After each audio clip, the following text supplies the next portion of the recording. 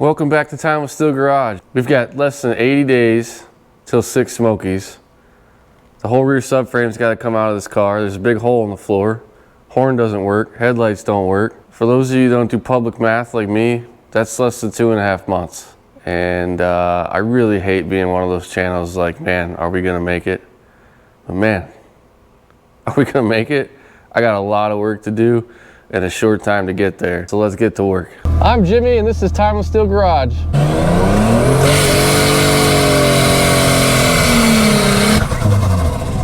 a little smoky in here. Well, we're not off to a good start. This car's been sitting for a couple of weeks. Thought I fixed the transmission leak, and I'm leaking at the output fitting for the cooler, and I'm even leaking worse now on the return fitting. This power steering looks like it's leaking out the bottom of the reservoir. So I got the return cooler line and the short little output line removed. I think our problem child here is this actual Toyota fitting that goes into the side of the transmission, but we'll see. I think this is one of those times where I was tired and building at 2 in the morning. This is a Toyota fitting that comes out of the transmission. It goes right there. It definitely isn't designed to seal with threads, so it's also got an O-ring that's old and smashed, so I can replace that, and I didn't put any kind of sealant on this, so this could be an easy fix. I'll just put a new O-ring on this. I'm gonna put some sealant on it. It also looks like I had it twisted all the way in so the threads were bottomed out, which if you look inside there, there's no threads after that washer, and I had this pretty much maxed out. So when I put this back in, I'm gonna twist it so that this nut can see a little bit of thread, and then I'll seal it here. Nerds are gonna tell you you shouldn't put sealant on AN fittings. Well, they're right. They're also the same people that tell you not to click a torque wrench more than once, you know what I mean? Well, here's the deal. AN fittings were designed by the military to not need any kind of sealant and to be reusable in the field, and they are. But here's the problem with them. They get galled real easy. And when you've taken transmission lines off as many times as I have, listen, I like to put sealant on them. It's wrong. People are gonna tell you it's wrong. I do it. It works for me. You do you. Okay. I got this bad boy back in gooped. I got this bad boy back in gooped. I think my transmission leaks should be fixed or at least turned into a small seep. And if not, well, I've done everything I can do with these Toyota fittings, and that's a future Jimmy problem. Well, I'll just get rid of them altogether. What's up? I just got back from taking the family to Great Wolf Lodge in Kings Island. It was a good time. I think I hit my quota for people for at least a couple of days. My daughter's got gymnastics and I got time to work on the car, so let's get back to it. I did fix the leak. It's a small seep now, which I can deal with, but for now we got to continue. So I dropped about 1.5 quarts of trans fluid out of this thing, and I just happen to have exactly 1.5 quarts of fresh trans fluid left here in the shop. So I'm gonna lift this thing up, put some fluid in it, and check to see if we had any new leaks while I was gone. Oh, there's no puddle of trans fluid. Power steering fluid is still leaking. Definitely gonna have to fix that. Got a little Chapin sprayer here that I use to prime engines, and it also helps to put trans fluid in. I just changed this little cord to an AN6, but it makes putting transmission fluid in a lot easier. So feel free to steal that idea. I stole the idea, you steal the idea. You know what I'm saying?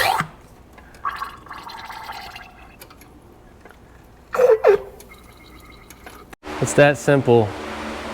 0 fluid spilled. This is like $35 tool I made, and it makes putting oil in the transmission, priming your bearings in a new motor, all that stuff super easy. You don't gotta buy a fancy one, just make your own. I stole the idea off YouTube, so can you. Amazon Chapin sprayer. Comes with the tube you need. Cut the end off, push a AN6 barb style fitting in the hose, boom. You can prime like 90% of your engines out there with an AN fitting and stick it inside of a transmission fill tube just like that. All right, next thing we're gonna do is I moved this Turbo Smart boost tee off of this cover over here because it was getting too much heat. So I moved it over here. And this is gonna be simple. I'm just gonna pop this line off that comes out of the turbo to the wastegate, plug that in here, and then plug the other side back into the wastegate. Then I'm gonna give it one full turn, see where we're at. It should be within a couple of PSI of where it's at right now. And then we'll adjust this up. I wanna adjust this to 14 and leave it there for now. My buddy Rich called me today when I was driving home from vacation with the family, and he was like, You better get something done on that Mercedes. So, you know, I gave him a hard time about it, and then realized he was right. So now I'm out here. Of course, that's not actually what he sounds like, but I want to give him a good laugh when he tunes in for this episode of Timeless Steel Garage. You know what I am saying? Go on the bottom port of the wastegate. That's the pressure port. That's what's assisting that spring and valve to open with turbo vacuum pressure, or to not open. And it's referenced off the compressor section of the turbo. Turbo Smart recommends that you put clamps on these hoses. And they also recommend that you use silicone vacuum line, which this is. I don't want this to get too hot, and unfortunately it's not going to look cool, but I think I'm going to have to just route it like this. Get on your home. That's on there. I'm going to have to anti-clockwise all the way is what they say to start out with. I'm going to put a little dab of yellow on here because anti-clockwise on this valve is here. So that's going to be our reference spot for what a full circle is, and so is this little dot right there. So I do this just to make my life easier. I put a little dot, a yellow dot, on the base of the unit and above the lock screw to remind me.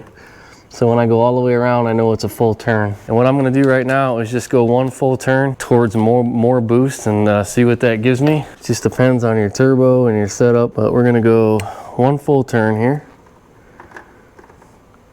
And we're gonna see what that gives us. We were at about, when my brother and I drove this last, I think we were at about 8 PSI after you get the initial boost surge. This motor flows so much air in this treadstone cast manifold here that it over boost for a second and then stabilizes at about 8. So I went one full turn clockwise. That should increase the boosts, and we'll call that good for now. I'm gonna get a couple of zip ties just to hold this line out of the way. I gotta figure out what I'm gonna do here. It looks terrible, but there's so much heat above that turbo that I just don't want it to melt.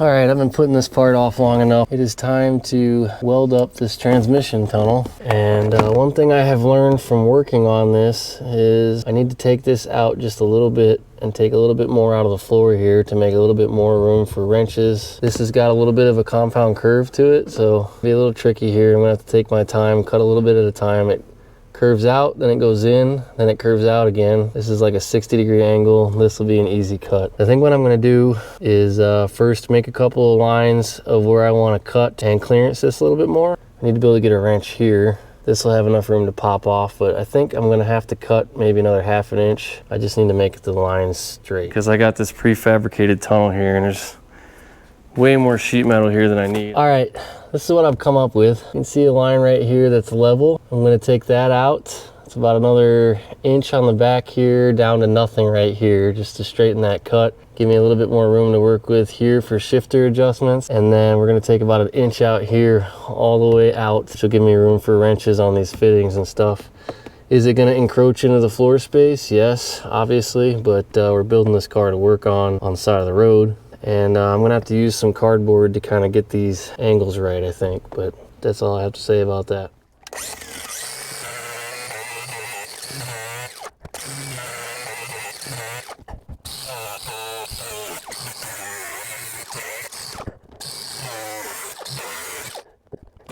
Perfecto. That'll work, donkey. As you can see, we've made some new real estate here. I didn't lose any fingers. But you can see the metal that I took out here. These are all the pieces that I took out. But you can see now that these cuts are straight. And I left this here because this is actually a frame, piece of frame, box frame underneath. I don't want to cut any more out of that than I had to. I had to cut, I don't know, about 3 inches out of it. But this clears fine, and I'm going to end up making, I think I'll end up starting with like a 5-inch piece of box, and then I'll just slowly make cuts to make it fit this.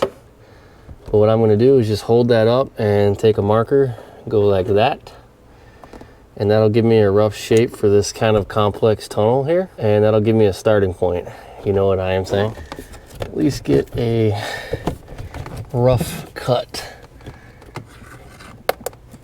I'm using a fine point Sharpie so I can at least. All right, that's pretty good right there. Gonna mark the end here. And this goes to like right there. Boom. That would have been a pain to guess at. Now, I'm gonna go about 4 inches from this nice radiused edge here. And we cut this out, draw it, boom. We've got our initial shape. All right, this has worked out pretty well. So that fits in there literally perfect. It's about 4 inches on the back. I'll have a little overlap right there, but not much once it goes vertical. Tapers down to like 3.5 inches in the front. But yeah, that's gonna be pretty sweet. Dude, this worked out great. Used a couple of pieces of this cardboard. Thanks for the pro tip, Ezra. You can see the basic shape. I've got this probably 1 inch long here so that I can cut to fit a little bit better once it's in. And this is our basic trans tunnel. I'm gonna give myself a little extra room here, and yeah, I'm gonna use a good old-fashioned cutoff wheel because I don't have fancy wood metal working tools in this shop. Dude, check that out, man. Not bad for an initial fit, eh? Look at that.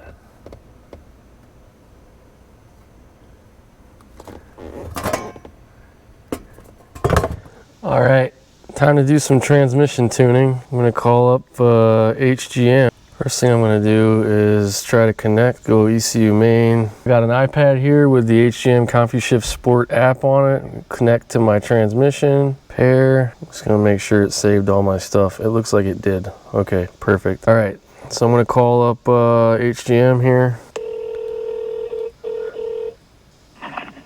Hello, HGM Electronics. Hey, how you doing? This is Jimmy, Timeless Steel Garage and the 2JZ AMG, and I was hoping that we could do some B-tune for drag racing if you got time, or I can call you back at another time. It's a Toyota A340, 8-plug. It doesn't have the internal resistor.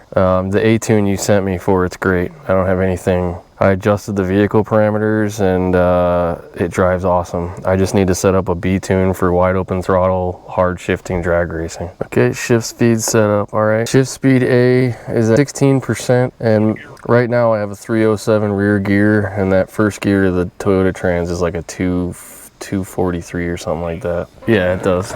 16, yep, electronic. So pressure adjust A is at 20% and pressure boost A is 20.2 PSI. 40, okay. Okay, table A and table B, yep. So I'm gonna be, it's a drag and drive event, so I'm gonna be driving between tracks, but I need to drag, yeah, 1/8 mile, probably, yeah. I'm trying to figure out how to read it. So it shows in table A, it shows throttle position and speed. TCC setup. Oh, I was in a different menu. Okay, yeah. Enable gear A is 4, yep. And A speed is 55.3. I haven't run it yet.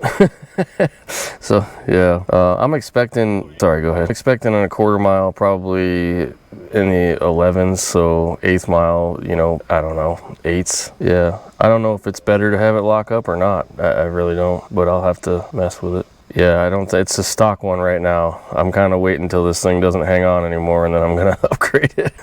I'll put it in 4th then. So I got that one, perfect. So really in the future, pretty easy to mess with that. Yeah, I did have you put the 4 wires in the harness to be able to shift manually. Okay, yeah, I do have the shift pattern. I have the gear shifter set up to hit manual in each one, so I could do that. Or that would be good even for just doing like staging and burnouts to keep it in 1st gear, because I did do a shift kit in it so that it'll hold 1st gear without shifting out of it if I manually select 1st. Well, I appreciate it. That was too easy. Yeah, I'm trying not to. My goal for this event is just to complete the event. I'm not trying to set any land speed records. Yes, it does. Yep. It's the factory ECU. I've made a few tweaks to the wiring and stuff to mess with it, but it's a Sick Smokies. It's 7 days, like 250 miles between tracks. So I'm just trying to go A to B and make it to the next track and complete the event. So the A-tune on this thing, I mean, it drives better than it did as a factory Mercedes. It's pretty awesome. So yeah, I'll keep you posted. I'm going to document the whole thing, so I'll email you the links when I'm done. All right, thanks, I appreciate it. All right, yep.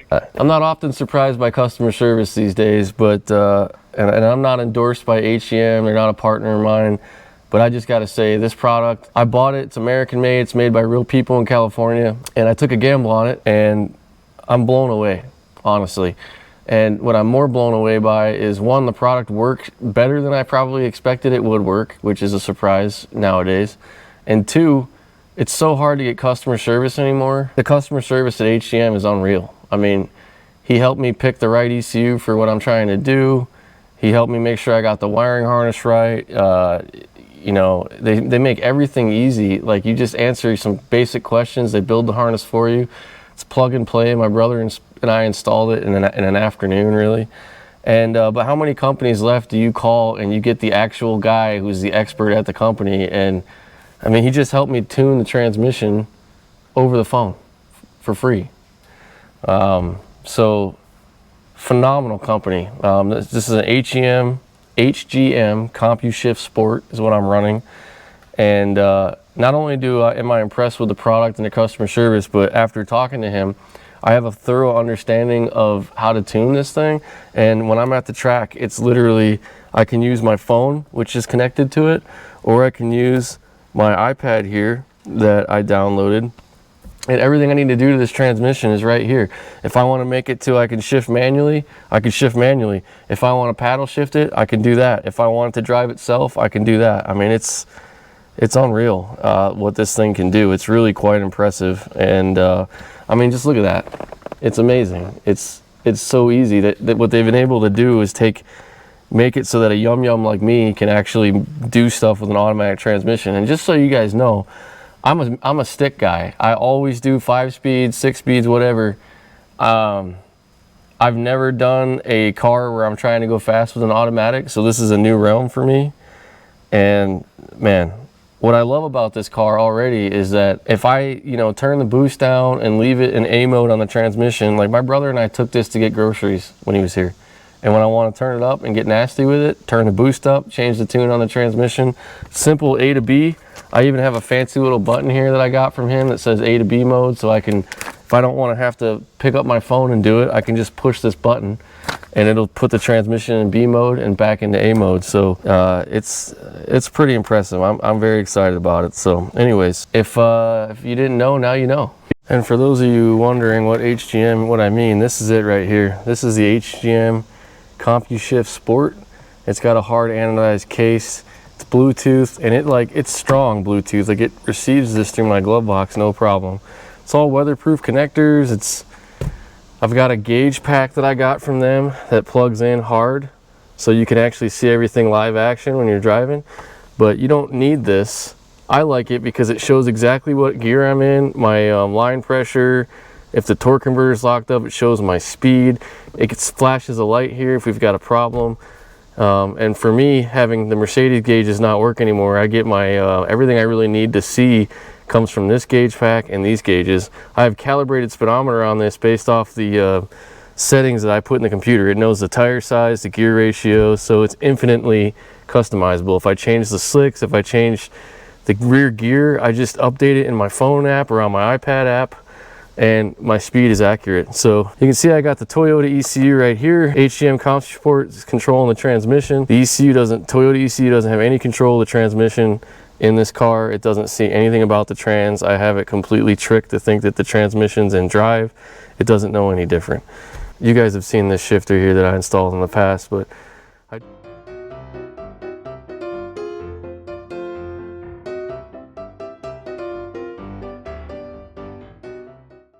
all right, time to get you guys caught up on like version 4 of this transmission tunnel. And you guys didn't want to watch me do all these little tweaks and everything, so I condensed some time. But basically, just using sanding discs, cut-off wheels, cardboard fab, and the key is you just take a little bit off at a time.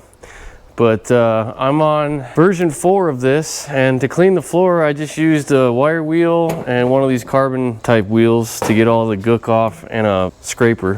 But I'm pretty happy. I think we're ready to start burning this thing in. Let me show you what we got here. So I was able to get all the floor cleaned, and I got this fitting pretty well. The sheet metal's thin, so I'll be able to kind of pull it around where I want.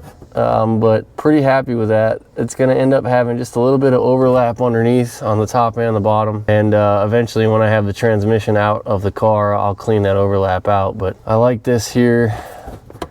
It's gonna fit pretty good. I've got a welding blanket here shoved up next to the tunnel, and I'm gonna shove another one over the transmission, and we're just gonna probably get the bottom where I want it and then force the top where I want it to go, or vice versa. Start working around the outside of it, and I'm pretty happy with how that is turning out so far. I think once this is welded in, and gonna look pretty good. It's time, my friends. I got the Miller, what is this thing? Yeah, I got the Miller 211. We're just using 110 today on this sheet metal. I prefer to use 220, but the shop's a little full. All my 220 drops are back there, and I just wanna, you know, you don't need 220 to do sheet metal. It does burn nicer. I am using 30 on wire because it's nicer for sheet metal. 75-25 mix, and here we go. Get to it. All right, here we go. Point of no return.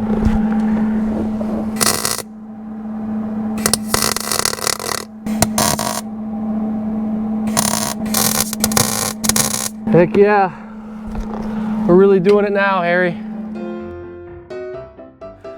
Well, I'll tell you what, Bobby, that sure did weld in terribly.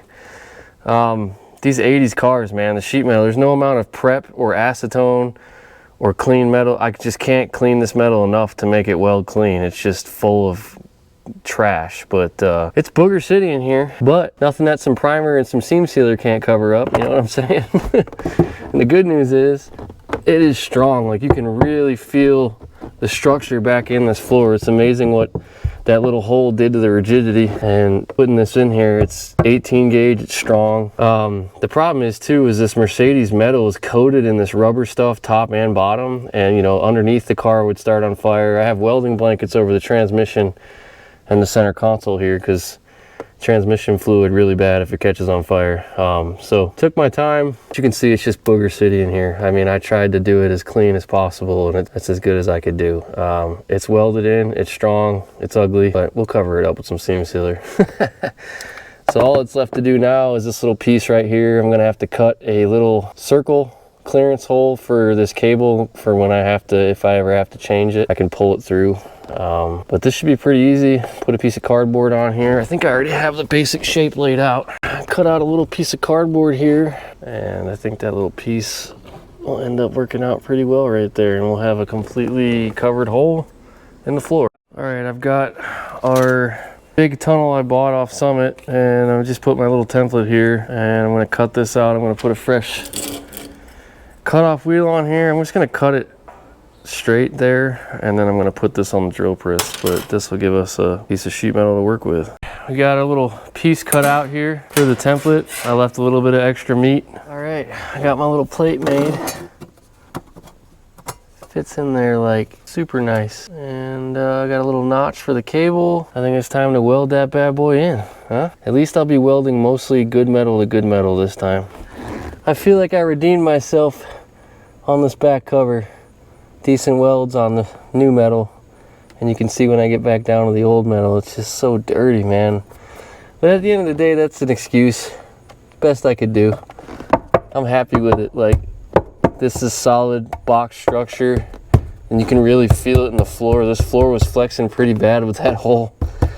So that's a huge step forward. I mean, I can throw some primer on this. I've got some seam sealer coming in the mail, and I've got some Raptor floor liner coming in a can, 2K, which is the same stuff that I did the grill with, and I was super happy with it. It's actually a 2K can, and this turned out pretty cool, and it's good for floors and stuff like that. So really, the hard stuff's all done now. I had a welding blanket here. I'm gonna leave that here until I get done painting. And I got a welding blanket stuffed on the transmission, but go in the house, get some primer. I'd say it's time for a brisk iced tea, you know what I mean? You thought I was kidding about that brisk iced tea. I'm not kidding. I'm gonna show you right now. Look at that.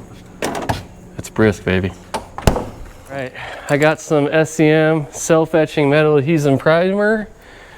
If I could speak it to English. This is the satisfying part right here. Oh yeah.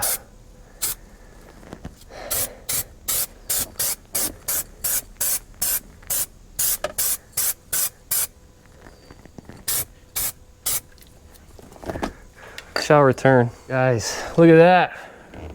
That's such a huge step forward for this project. I'm unbelievably excited. I mean, really, when it comes to the major swap stuff, like the swap is done now. There's no hole in the floor anymore. I can put the interior back together. Really, I'm waiting on seam sealer and the bed liner that I'm gonna put on there. But man, you guys don't have any idea how stoked I am to finally see that hole in the floor covered up. And that was a major item. I can't show up to Sick Smokies with a giant hole in the floor, and Sean, my co-driver, will be eating rocks and rain the whole time, you know? So I'm really stoked, man. And it seems like such a simple thing, but it takes longer than you think. I tell you, like, buying a prefab tunnel saved me a lot of time just because it had that nice radius bend in it. I don't have tools to do that in my shop. Not a metal worker by any means. I'm a weekend mechanic that figures stuff out on my own. So anyhow, I'm stoked because I did it, and it's solid. I mean, the structure's there. We seam seal that. It'll be weatherproof. I'll put a rubber grommet over the cable, like put Raptor bed liner in it, put the whole carpet and stuff back in the car, put the interior back together. That's gonna be huge because that whole shelf over there is the interior. This is all the stuff that's out. So, I mean, I'm really stoked to keep this thing a 4-door with a back seat. I really don't want to lose that. I mean, I know it saves a lot of weight, but I want this to be a usable car, so I'm keeping the back seat. And you know, we'll see where this car progresses. Maybe it'll get more and more evil as the years go on, and we'll keep doing drag and drives with it, and it'll get a cage and go crazy. But for now, this is where we're at, and just keep knocking stuff off the list, baby. It's a new day, and primer should be dry on this girl. First thing I'm gonna do is get her back on the lift. I gotta take the fire blanket out of the transmission tunnel. Perfect. So stoked that that's done. I mean, I just ordered some kill mat to put on there and some seam sealer and all that good stuff. I'm gonna get this back on the lift because I need to get some primer on the underneath side. I might have to get one of those attachments for like frames to get paint up in there, we'll see. And then after that's done, I just wanna take it for a drive, put a little bit more test miles on it. I'm gonna take it to get headlight bulbs at whatever parts store. All right, don't need this fire blanket anymore. There's our tunnel. And you can see all this dirty undercoating that was melting off when I was trying to weld. Should have probably grinded some of that off. Hindsight being 2020, but this stuff is so hard to get off. And apparently not after it's been melted, but I'm going to try to get some spray paint up in here. May have to just use a piece of cardboard. All right, not the prettiest, but unfortunately, there's only so much I can do with the transmission and the exhaust. So next time I have this transmission out, you know, when I blow it up, I'll get in here and clean these edges up and put a better coating in there. But for now, it's primed, and I'll probably put some bed liner in there. And then when I get this exhaust out, I'll actually clean this up. But yeah, it's not gonna rust. That's the key component here. So see what a nightmare it's gonna be to fit that rear end up here. Everything back here has got to come off. Exhaust, whole frame's gonna come out. So I had to take the rear brake lines off anyway because I'm not getting any rear brakes. These lines are new. The calipers were relatively new. So I've got a blockage in the hard lines back here. A lot of times when that happens, trash collects here. Doesn't matter the car. These T intersections is where stuff tends to get blocked up. So I've got all new hard line. If I have to make new lines, I will. But for now, I'm gonna get this thing on the ground. I'm gonna drive it to the parts store before I take it all apart again.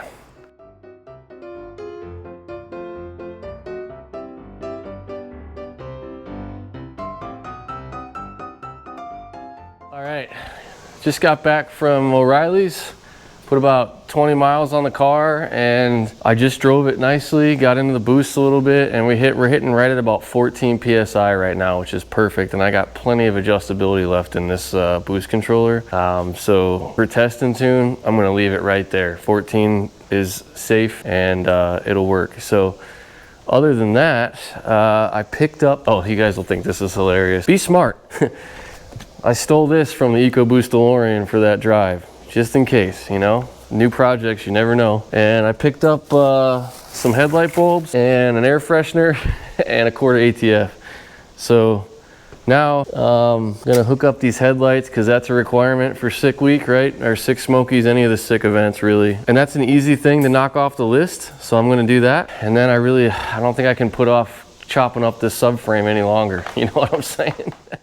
All right, so the European headlights on these use H4s for high and low, H3s for the fog lights, and W5Ws, I think, which convert to a whole bunch of different bulbs. I just got these 168s. I've got the receipt if they don't work, but these are what's called city lights, which is a European car thing for when you park on the street. So I'm not really worried about whether fog lights or city lights work, but I definitely need headlights. So pulled the cover off. First thing I'm gonna do is just get in here. Main bulb goes in here, fog lights in the corner, headlight here, city light. See if we can get it figured out. Well, the big thing with these halogens is you don't want to touch the glass. I'm not even sure how these go in here. I think these tabs pinch out and the two prongs go towards the bottom, I think. Okay, these pivot out. Pretty interesting. It's actually pretty easy. I should show you guys, but you see these little prongs right here? They just end up clipping in that housing. And these have adjusters here and here and here. This whole assembly is just suspended so you can adjust the headlights. But for now, I just want to get them working. And it looks like this little guy just plugs right into the back of that, so easy. Okay, let's get these bulbs secured in their home before we worry about wiring them. I've got a little pack of bulb grease. It's just dielectric grease is all it really is. It's waterproof, so it kind of helps keep your connections from corroding. Usually if you go to O'Reilly's or in the store, they'll have some hanging there, or you can just get the big jar of it, which I also have in the toolbox. So I'm not sure why I bought this. They got me, but I'm just gonna put a little bit on the end on the connectors. Doesn't take much, but it'll also keep your plugs from seizing to the metal, which has happened to me, and it's never fun when you try to get those off. Well, whoever wired this in their infinite wisdom put the plug upside down, so that's cool. Now, these are eBay headlights, so you get what you get. They'll work. Try to put the fog light in now, I suppose. Fog light is a H3, and it just has a little pigtail. Oh, here it is. It's tucked up in here. They had a little brown wire. You see this little brown wire right here? Right there? This little guy. That's gonna go into the back of the fog light. Fog light's just a little H3 bulb with a pigtail. This is a little harder to get to. Use the pigtail to kind of feed the bulb in. Okay, put a little of that grease on this one for the same reasons. Doesn't take much. Fog light is connected. That last thing we got is the city light. The city lights are not even gonna work unless I make a modification to this harness, which fine, that's not that hard to do. But basically you have to provide power to them. These are old school bulbs. They just push right into a socket connector. Nothing fancy about them. Just like that. That's in. Looks like we just gotta tuck all these wires back up in here. Got the city light bulb here in the blue and the red. This is their H3 main low and high beam, and then that tucked in the corner up there is our fog light. Main bulb, fog light, city lights underneath it. Dead spider, you can just stay living there, dead spider. Make sure we don't pinch any wires in this process here. Bulbs are in there. All we gotta do now is figure out this 4-pin European connector into this 4-pin American bulb here. Comes with a harness. It's not a permanent solution. It's a fire waiting to happen. It'll work for at least testing the lights. Well, interesting turn of events here is that little tiny city bulb light that I talked about over there. Well, on this side, it popped out of the housing and fell in front of the glass housing here. Never to be seen again. I could see it with a flashlight. There's no way I can get it out without removing the headlight entirely. And I'm not gonna do that. The good news is there's no power going to those city lights anyway unless I add power to them and add a new wire, which I don't plan on doing. And I've never used city lights my entire life. I don't think I'm gonna start now. You Europeans might be different, not here. So we're just gonna count that as a future Jimmy problem.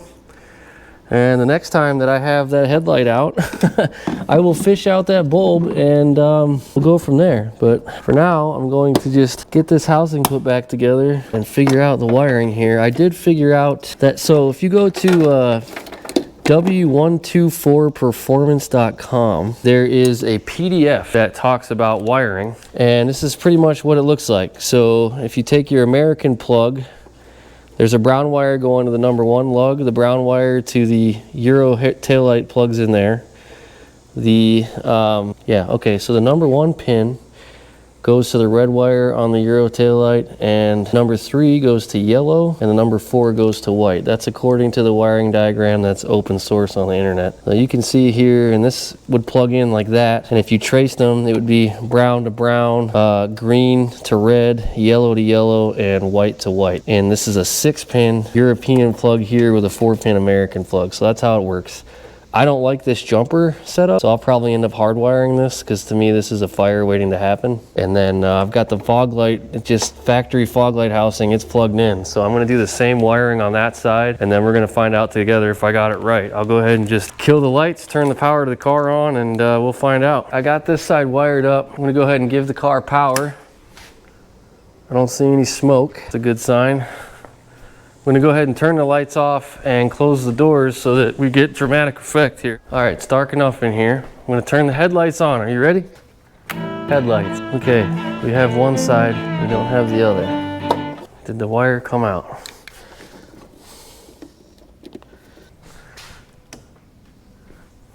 Oh, okay, we've got brights. So there must just be a loose connection there on that harness. Okay, we have brights, and turn signal works on this side, doesn't work on this side. Okay. Let's see here. One of these connections here is not happy. All right, I'm gonna kill power and readdress. Okay, we have both turn signals. I had the wrong plug plugged into that side. We got both brights. I'm not getting fog light. Push the fog light in. So I'm not getting the fog light on this side, and I'm not getting normal headlights. Brights work. Check the fog lights again. Fog light here. I'm gonna bet that I have a fuse issue there. I do have a ground that's not connected over here, but that doesn't seem to affect anything. I'm gonna check fuses because I have a feeling that that's our issue. Right turn signal works. Left turn signal works. Let's check the back end of the car. Boom, back end works. Hey, even the license plate lights work. I'm gonna hit the brake, see if the brake switch works. You guys let me know if you see both sides. Thank you. All right, well, let's check fuses, and then I'll have to start testing wires. Okay, so I checked fuses. That's not the problem. Now I'm gonna check to see if I'm getting any voltage at the low beam and the fog light. Now the low beam is positive is red, correction. The low beam positive is yellow, and red is the fog light positive. So I'm gonna turn headlights on, fog lights on. This side's working, this side is not. Go to DC power here, find a ground. Where's my little gators? Let's get this thing connected to a body. Test this out on the good side. Go to yellow, 11 volts, and red, 11.2 volts. So we're getting power there. And on this side, nothing. The red is getting power. Yellow is getting 0.8 volts. Red is getting, okay, so red has power, yet we still don't have fog lights. Yellow is low. Yep. Red is fog lights. Brown is ground. And white is our high beam. So fog light should be getting power, and it's not doing anything. And our low beam is not getting any power at all. Try switching fuses.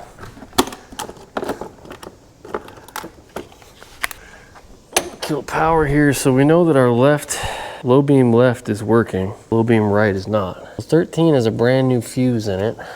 Let's swap 13 over to 14 and see if that makes our right headlight work. I'll put this fuse in 13. These European fuses are wild, man. Okay, power on, key on, headlights, fog lights. Okay, both headlights work now. Is that low beam or high? Hold on. Okay, that was high beam. So it's definitely not a fuse issue. I don't know why our fog light's not working. It should be. Gonna have to do some wiring. Worst case, I'll end up wiring a headlight relay and I'll power both headlights off of a relay, but I don't want to do that. I'd rather use the car's power. We'll see. Right now we could do SICKWEEK because we have high beams, but I want at least high and low beams to work and not have any issues with tech. All right, I've done some tinkering here. I've got both low beams working and both high beams working. Fog light still doesn't work on that side. I gotta mess with that, but what I figured out here is this headlight's not getting a good ground and it's also not getting power. Both are probably related. I have a lot of chassis stuff under this hood disconnected still from the original swap, the Mercedes stuff anyway. So it'll be an easy fix. And what I'll do if I can't get because a lot of the old harness got cut up in the swap. If I can't quite get that figured out. The thing about these Mercedes is they're really crazy about stuff that you wouldn't even think affects other systems. It's all interconnected. They run power through a lot of different things. So I know my fog light on this side works, and I know my power feed to this headlight is doing everything it's supposed to do. So worst case Ontario, if I have to, what I'll do is I'll run 2 relays. I'll give them clean power, clean grounds direct to the battery, and I'll use the one relay to power the fog lights, one relay to power the headlights, and I'll just use this side's signals to activate them. So the switches and the body will still work and do their job, but we'll get rid of some of the old Mercedes wiring and hazards. So good news is we've got headlights. That's another huge item off the list. I'll clean up the wiring here. All this wiring under the hood can get done at one time, so I'm not really too worried about that. I know I got good bulbs and I know that they work, so we're gonna call that done for now. I'll reattack once I start cleaning all the wiring up under the hood, because like I said, it goes together. So taillights, headlights, the only thing left is the horn for street car stuff. Both those horns work, I just gotta wire them up. So all that wiring is like last thing to do. Like right before SICKWEEK, I can knock that wiring out in one night. So I'm not too worried about that. We're gonna move on to the thing that I've been avoiding, which is dropping the rear subframe.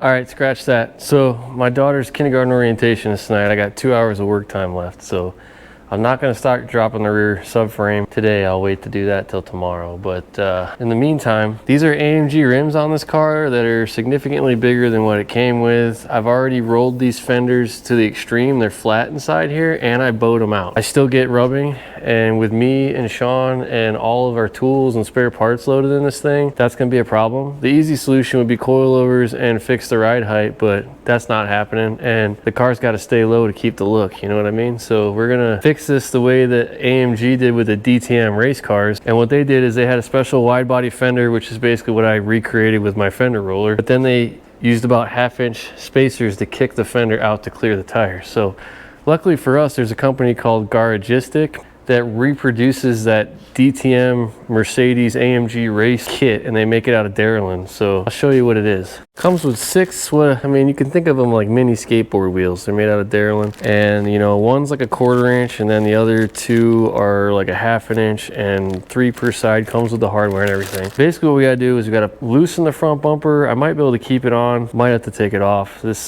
turn signal's gotta come out, and I'll probably take the tires off, and basically there's going to be a 1/4 inch spacer that goes here, a 1/2 inch spacer that goes here, and then a 1/2 inch spacer that goes here. The top of the fender stays in factory location, but what it does is it pushes the bottom side of this fender out about a 1/2 inch, which should fix my rubbing issue, plus it'll make it look cool, which is also worth doing. Let me show you a cool trick on these Mercedes. Now you have to put a little pressure on them, get this thing sliding, and you pick up the rear of this thing to get it over the clip,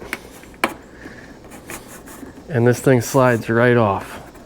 I'm probably gonna break these clips. What I'm gonna try to do is, this has to come out, and we're gonna put a spacer here and a spacer here so that the bumper and the fender match profile, and then there's another spacer that has to go up by the behind the turn signal lens. Okay, so I did have to take the trim off, and if you look behind this trim piece, you'll see it's got a little rail system, and it literally just slides along these plastic trim. It's kind of a pain, but you just work it, it comes out. And you can see this back bolt I think is gonna stay, but watch how much this fender comes out with this spacer.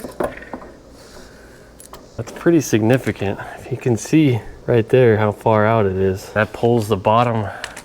We're having issues with catching this lip right here, and I'm hoping it pulls this out just a little bit more too up top. I'm gonna put this one in and then we'll keep working around. So the second part of this is pretty easy. You just gotta pop your tail light out. If you look at the back of the tail light housing, it has this little lever. You just pull the lever in and pull the not the tail light, the turn signal right out of its home. Pops right out. Loosen this bolt, this bolt, this bolt. I was able to do this without taking the bumper off, but you take the bumper bolt here out, and that can tilt this down. This guy right here, you can see it better from here. We're going to put a 1/2 inch spacer under that tab, and then a 1/2 inch spacer behind the bumper so the bumper matches the fender. And that does come with a 1/4 inch spacer. I don't know why they didn't send 2. I think this is meant to go here to just push this out a little bit and then leave that one tight. We'll mess with it. But for now, I'm gonna go ahead and just put the 2 1/2 inch spacers here. While you're watching, I want you to see how much this pulls out. Comes out quite a bit. And you can really see now, like, that's significant. You can see how much it's pulled away from that inner fender. Same back here, all this whole gap and up top. So it did actually pull the top of the fender out quite a bit. So this is gonna be perfect. And you can really see now the fender is flared out. Okay, so my only qualm with this kit is it's designed for a 190E, not a 124, but it also works with a 124. So we got this here, 1/2 inch spacer right there, and then we did a bumper spacer here and a fender spacer here, which is sweet because now the bumper and the fender match and they're both out. But I mean, look at the amount of clearance that that's given us for a tire. I mean, I don't think we'll have any rubbing issues anymore. And then it comes with a little like 1/4 inch spacer. I feel like it should come with 2. I put it down here. The 190E puts it up here, but there's a huge gap here without it. So I'll put the turn signal back in there and then I'll put the tire back on and we'll compare the side that I haven't done anything to and you'll see what a difference it is. Okay, so I was worried about the turn signal not fitting good in here, but it's tied to this headlight seam. So you can see where the fender's pulled out a little bit right here, and I did have to put a little force on it to get it to sit back in its home, but really the only thing you could tell is there's a 1/4 inch gap here. I mean, you can obviously tell this fender's bowed out. It really has that DTM look to it now. If you look at this side and then you look at this side, you might not be able to tell, but once I put the wheel on, you will. Okay, it's funny, now that this kit is on, you see how much the fender is actually kicked out with this trim piece on. It really does stick it out pretty far. From the side of the car you can't tell, the trim piece is on, but we're gonna drop the car down here. I've got it assembled and you'll be able to really see what the difference is. Yeah, it's quite a bit different now. Here is center line of the fender profile. There's enough gap here that when we come down hard, it's gonna touch the outside of the tire, not cut into it. So I think that's a huge difference there for such a simple mod. And if you look at the top of the fender, it's out over the tire now. So AMG fender mod complete. It does look quite a bit meaner. If you see the car in person, I mean, it's so much wider down through the back. And if you come over to this side, center line of the fender, you can see right here on the other side comes out to like here. So quite a bit of difference. All right, well, I think that's gonna do it for this episode of Time with Steel Garage. We'll call that part 1 of SICKWEEK Smokies prep. We got a lot done. So we got transmission leaks fixed. We got a transmission tunnel welded in. We got headlights. I know I got a couple of wiring things to do there, but for all intents and purposes, we have headlights. We got turn signals. We've got the AMG fender kit installed on the right side. I'll do the left side off camera. You guys already saw that. I really just need 2 1/4 inch sheet metal screws to finish that install. So we'll have the fenders done, and the next step, part 2, is gonna be installing this wicked Sicky winner's rear end. You can see pointed way over there under the table. And that's gonna really kind of take this car to the next level. It's the most badass single part I think I've ever purchased. So really excited about that. Tomorrow in real world time, I'll be dropping the diff out of this. If you're watching this video, stay tuned for the next video. You'll see all about the rear diff installed. Hey, I appreciate it. I appreciate you. Thanks for watching. Please tell your friends, like, comment, subscribe, hit the alert bell. All that stuff helps me.